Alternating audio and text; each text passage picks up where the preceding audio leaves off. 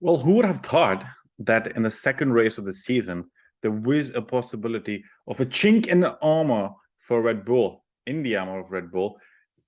And we'll get to know that. Like, we'll get to know there is a chink in the armor, which everybody expected it to be. But then Red Bull have been so dominant that it's next to impossible even thinking of that. And in eventuality, and in eventuality, you see the game, you see how this goes, and you're like, did we write off everybody else too quickly? And did we jump on a hype train without knowing exactly what's going to happen? But that's kind of the thing, right? Like that's how everybody kind of starts thinking when when you see the performance and the dominance that that Red Bulls had in the last race, and also in the three practice sessions all across the weekend. But welcome to another episode of Sports with Monga, and we're talking about qualifying that just ended in Jeddah, the Saudi Arabian Grand Prix, the fastest circuit in the Formula One calendar this year. It's just amazing. It's like light bulbs passing. It's amazing the speed that these cars get to, and the corners, it twists and turns. The kind of moves the you can see the drivers kind of struggling or kind of moving their cars to kind of get in shape and in line for the best times to progress. But a lot to talk about here, so I'll quickly start. The first point, of course, is Perez takes pole again. It's funny to kind of even think of the fact that a Red Bull driver, or not even a Red Bull driver, but a driver who's been in the sport for 11 years, who's been in the sport for more than, this is his 12th year, but then he only got his first pole ever last year. That was Sergio Perez. Sergio Perez got P1 in last year's Jeddah Grand Prix, Saudi Arabian Grand Prix. And he's repeated it again. He is the pole man. He is the man to beat tomorrow. And who is behind him? Who is behind him? It's given to Aston Martin. The Alonso hype train continues. That's perfect to watch. I was so excited to kind of see that happening. Even like it's like that's what dreams are made of. But a lot to talk about there as well. I'll quickly go through what the ranking is, like how things are going tomorrow. P1 is Checo Perez. P2 Fernando Alonso, who is benefiting from the fact that Ferrari Charles Leclerc finished P2 today, but then he has taken a new engine unit, so there's an engine penalty already because you get only 2 engine units. He took one for Bahrain. He took another before, and now he's taken one more, so they've gone to their 3rd engine unit in a way.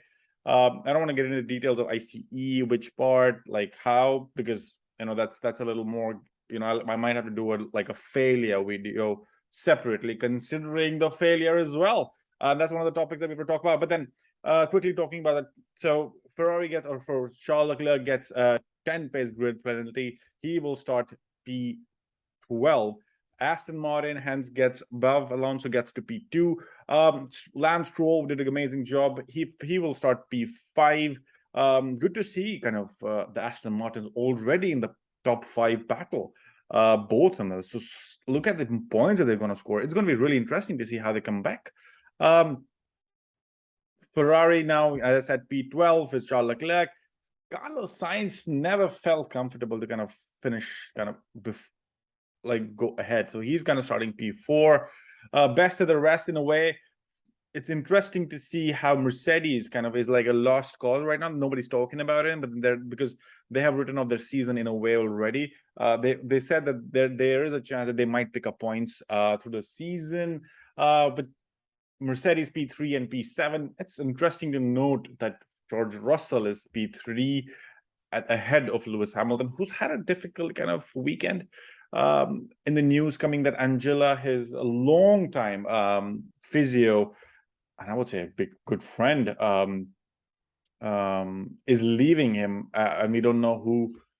It kind of again raises those doubts about Hamilton and his kind of what's his how is his mentality? We might do another read about that. I might do it after this as well, so we can get into that to talk about some British drivers. I'm going to talk about Lando Norris as well. But then coming back to the Saudi Arabian Grand Prix qualifying, Mercedes P3 and P7.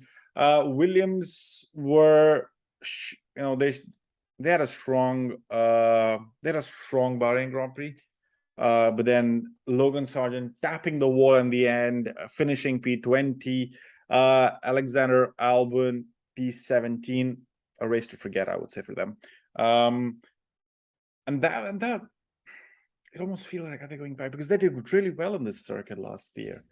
So, has something changed drastically? That's what's going to be interesting. Alpine from the last weekend as well have made a step forward. Definitely for Esteban Ocon, who's basically best of the rest with P7, who'll be starting P6, along with Pierre Gasly, who will be starting P9 tomorrow.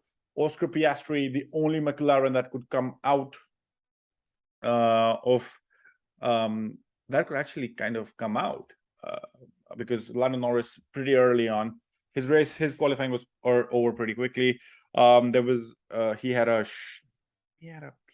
a nervy moment where his car, the mechanics were working on his car. They couldn't kind of get it to the point, like repair it as quickly as they could to be able for him to go again in Q3. So he was out in Q3 already, and Oscar Piastri then kind of holding the baton and kind of getting to P8. That's a positive that McLaren can take. Definitely, and kind of definitely they're not fighting Williams, so that's a good thing as well already, starting from the points. It's going to be a long race tomorrow, and then see how this goes.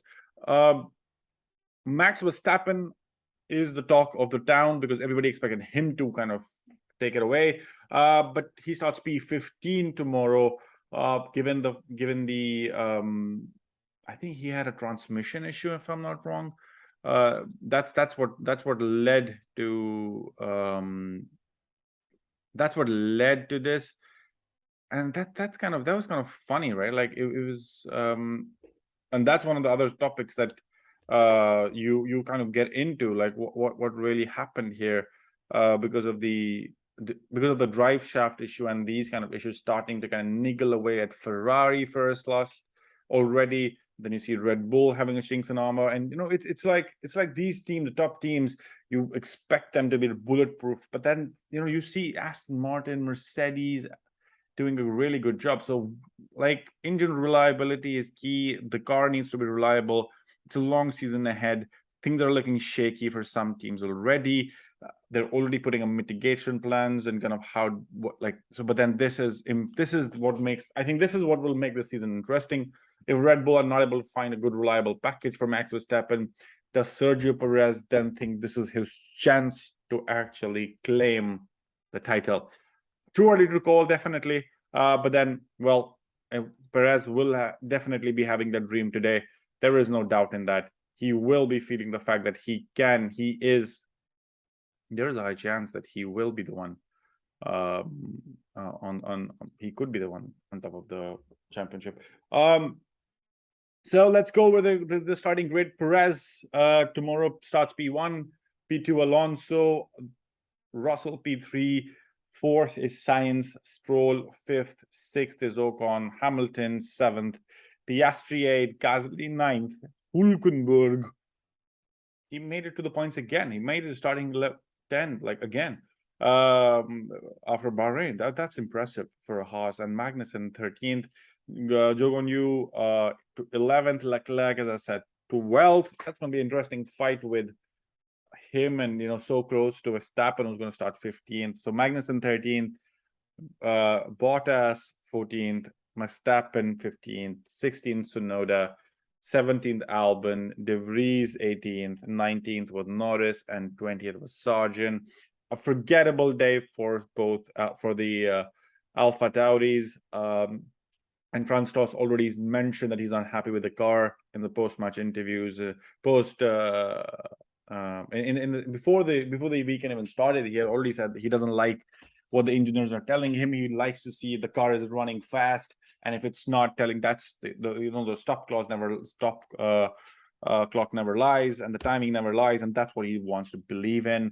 But it's going to be an interesting race. It's going to be a perfect battle from the back. Maybe Max Verstappen comes in with Leclerc, and it becomes and possibly, you do never know. This is it's a street track eventually, because the lanes are narrow, the walls are pretty close. A couple of red flags, couple of yellow flags, couple of safety cars and stuff and so on. A lot can happen in this race tomorrow. Let me know in the comment section below what you think about this race. And Fernando Alonso Hyperen, can he finally, the Mission 33, can he win his 33rd Grand Prix tomorrow at Jeddah?